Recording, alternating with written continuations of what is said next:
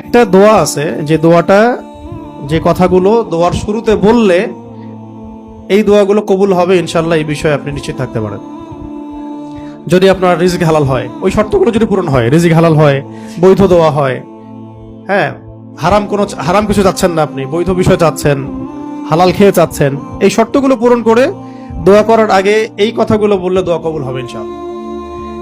আমি তো আর বলতে পারবো না 100% কবুল হবে, এটা তো আমার পক্ষে বলা সম্ভব না, কিন্তু সবচেয়ে শক্তিশালী যে ওসিলাগুলো দোয়া কবুল করানোর জন্য সেটা এটা একটা।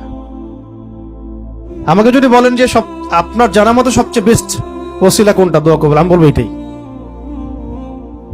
এটার সাথে আরো একটা আছে, ওটা আরেকদিন বলবো ইনশাআল্লাহ।